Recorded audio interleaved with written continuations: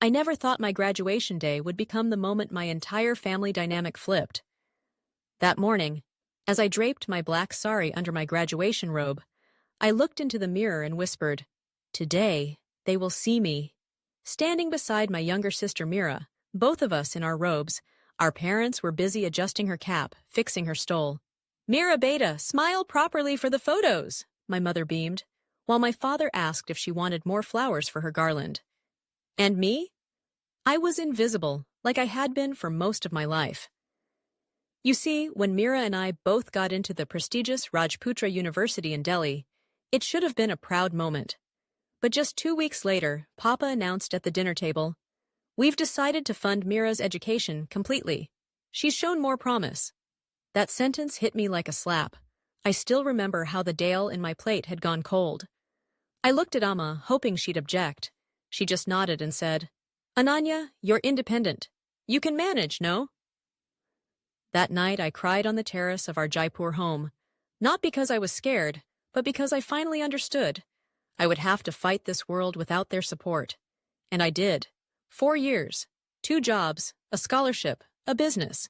And today, when they call Mira their pride in front of the relatives, they have no idea what's coming. Because this isn't just graduation day. This is justice, in a sari and heels. From as far back as I can remember, it was clear. Mira was the sunshine, and I was just the shadow. On every birthday, Mira had grand parties at restaurants, 3-tier cakes, even magicians. Me? A basic cake from the local bakery and a rushed happy birthday after Papa came home from work. "Ananya, you're mature. Mira needs to feel special," Amma would say gently.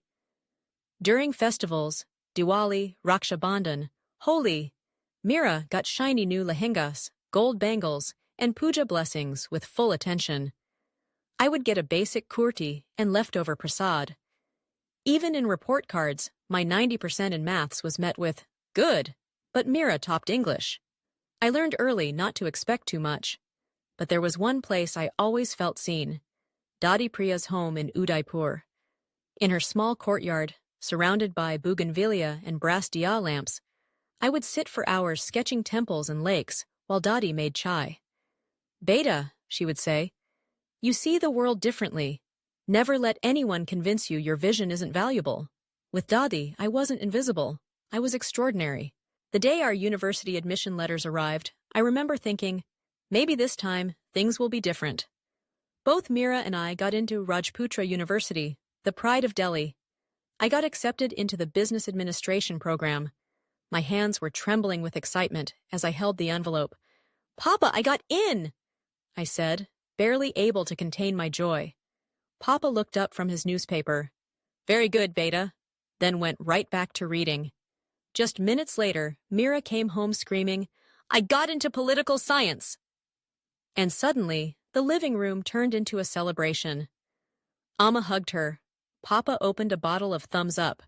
"We always knew you had it in you, Mira," they beamed. I stood there, still holding my own letter. Forgotten again. 2 weeks later, at dinner, Papa cleared his throat. "We've decided to fund Mira's entire education," he announced. "It's a better investment." My spoon clinked against my plate.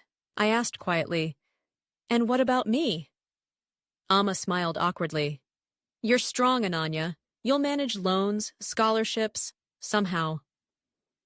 Then came the words I would never forget. "Mira deserves it. You don't." That night I didn't cry. I just stared at the ceiling, realizing something. I might not be their chosen daughter, but I would become unignorable. The next morning, I packed a few clothes, caught a bus, and went straight to Udaipur, to Dadi Priya's house. Just being in her arms made it easier to breathe. I told her everything, every word that stung, every silence that hurt worse. She held my hand and said, "Beta, don't let their mistake become your burden. You have something they can't see, unbreakable determination." Dadi couldn't help financially. Her pension barely covered her medicines and food. But she gave me something more valuable, unshakable belief. That very night I made my choice. I would attend Rajputra University. I applied for every scholarship, every grant, every loan. I scanned bulletin boards for part-time jobs. Within 2 weeks, I got a job at a coffee shop near campus and another doing accounts at a local bookstore on weekends. While Mira was shopping for new bed sheets and MacBooks with our parents, I packed my used books in an old suitcase, hugged Dottie, and boarded a train alone. No one offered to check my train ticket. No one waved goodbye.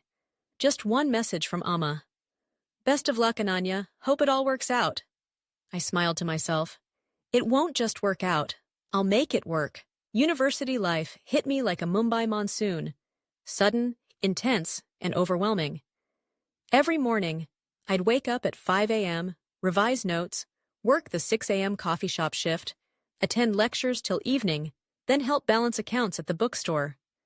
I slept 4 hours a night. Ate Maggi noodles 5 days a week.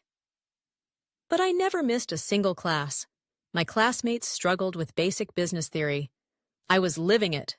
One night, while closing the cafe, I saw the owner struggling with paperwork.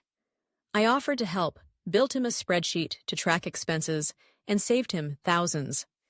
He looked at me and said, "You could charge money for this, you know." That night, an idea was born. I created a simple website offering virtual assistant and digital marketing services to local small businesses. I used every lesson from my marketing class, every night's experience from the bookstore, and every ounce of hustle I had. By the end of my second year, I had 3 clients. By the third year, I had hired 2 classmates. I was making enough to pay rent, buy proper food, and even repay some loans. I wasn't just surviving anymore. I was building something. It was a rainy Tuesday evening when I heard a knock on my hostel room door. I opened it to find Mira, eyes swollen, laptop in hand, and panic all over her face. "I'm failing my thesis," she said, voice trembling. "Professor said my research is all wrong. I have 3 weeks to fix it, or I won't graduate." For a moment, I stood there frozen. The same sister who once got everything without asking was now asking me for help. A part of me wanted to say, "Now you know how it feels." But another part, the one Dadi raised, took a deep breath and said, "Come in. Let's fix this together." We spent nights restructuring her thesis, correcting citations, rebuilding methodology, reviewing sources. And slowly, something shifted. She stopped seeing me as the independent one who didn't need support. She saw me for who I really was, someone who had been carrying everything silently. One night, she asked, "How did you do it? Your business, your grades, your jobs?" I told her everything. And by the end of it, she said only one thing.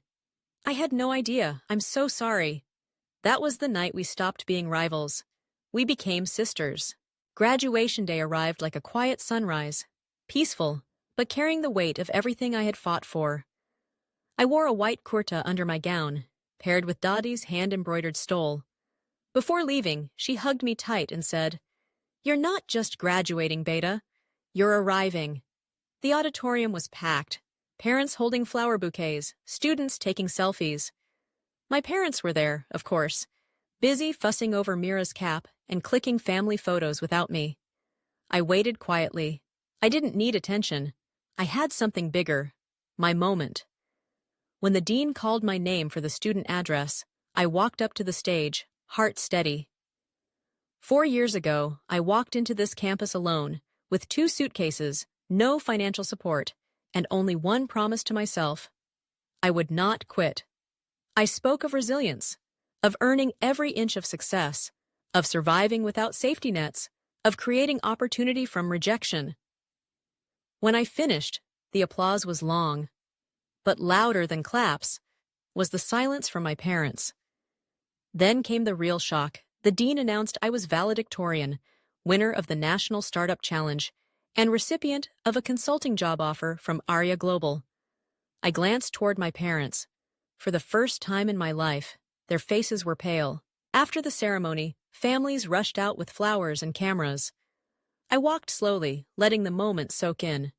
People I barely knew stopped to congratulate me. Professors smiled with pride. Zoe found me and crushed me in a hug. And then, I saw them. Amma and Papa standing awkwardly near the exit. Mira beside them, holding back tears. Papa cleared his throat. That was quite the speech. I nodded. Thank you. Amma forced a smile. We had no idea, Beta. All this time. I looked at them, two people who had once decided I wasn't worth the investment, and I said gently but firmly, it wasn't your lack of money that hurt me. It was your lack of belief. They both fell silent.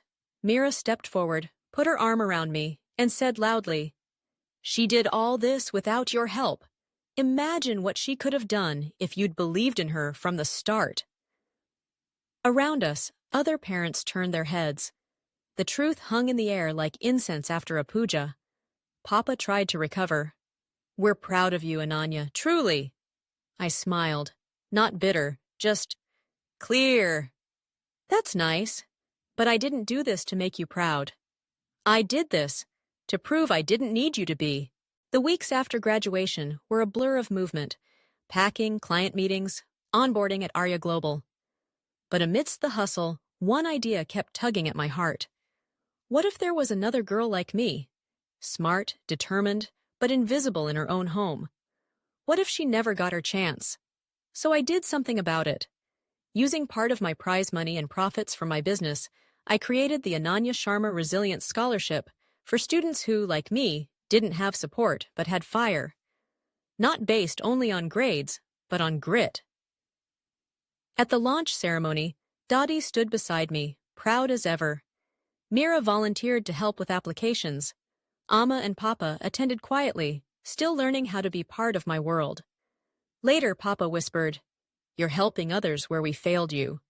And for once, I believed he meant it. In a small cafe a few weeks later, a girl approached me. Are you the Ananya Sharma? She asked, eyes wide. Your story gave me courage to apply to university. I smiled, because maybe, just maybe, that's the real win.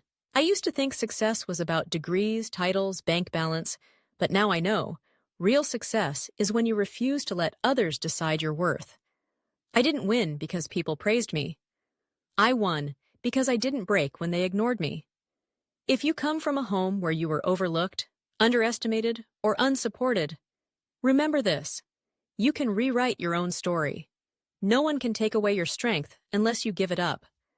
And if my journey has reached your heart today, then turn your pain into power, your silence into action, and every you can't into I did. Because sometimes, the ones the world overlooks become the ones who change it.